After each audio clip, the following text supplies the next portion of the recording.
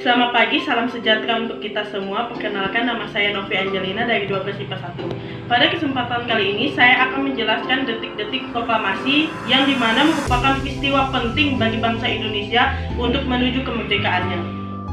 Menjelang kekalahannya Jepang dalam rangka menarik dukungan negara jajahan Eropa, yang salah satunya ialah Indonesia, membentuk suatu organisasi untuk mempersiapkan kemerdekaan Indonesia yang disebut BPUPKI atau Badan Persiapan Usaha Kemerdekaan Indonesia, atau dalam bahasa Jepangnya Dokuritsu Jumbi Kosakai, pada tanggal 1 Maret 1945, yang beranggotakan 74 orang, mengadakan sidang pertama pada tanggal 29 Mei 1945. Hasil yang diperoleh dari sidang tersebut antara lain merumuskan dasar filsafat bagi negara Indonesia.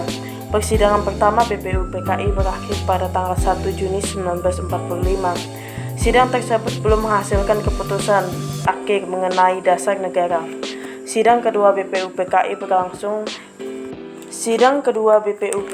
berlangsung pada tanggal 10 sampai 17 Juli 1945. Pada masa persidangan kedua ini, BPUPKI membahas tentang bentuk negara, wilayah negara, kewarganegaraan, rancangan undang-undang, ekonomi dan keuangan, pembelaan negara, serta pendidikan dan pengajaran.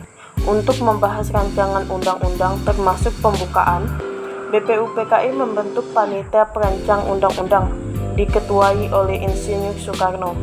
Pada tanggal 11 Juni 1945, panitia perancang undang-undang dengan suara bulat menyetujui pembukaan yang diambil dari Piagam Jakarta. Selanjutnya, panitia tersebut membentuk panitia kecil atau panitia perumus undang-undang yang diketuai oleh Profesor Dr. Mr. Supomo. Peristiwa Rengas Dengklok disebabkan oleh adanya perbedaan pendapat antara golongan tua dan golongan muda berkaitan dengan waktu yang tepat untuk memproklamasikan kemerdekaan, sehingga terjadilah peristiwa penculikan oleh golongan muda terhadap Soekarno. Setelah peristiwa Rengas Dengklok, Soekarno dan Muhammad Hatta dibawa oleh Ahmad Soebadjo menuju kediaman Laksamana Maida.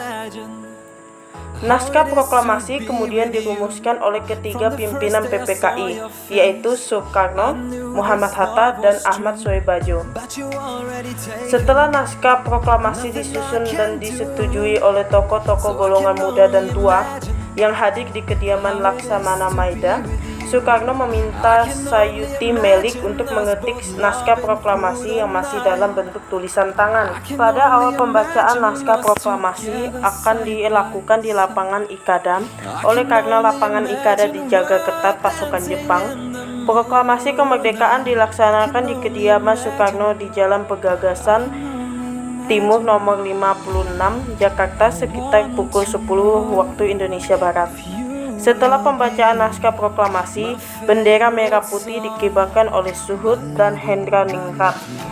Para peserta upacara menyaksikan upaya Indonesia mengiringi pengibaran bendera merah putih.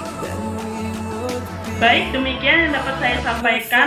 Akhir kata saya ucapkan terima kasih.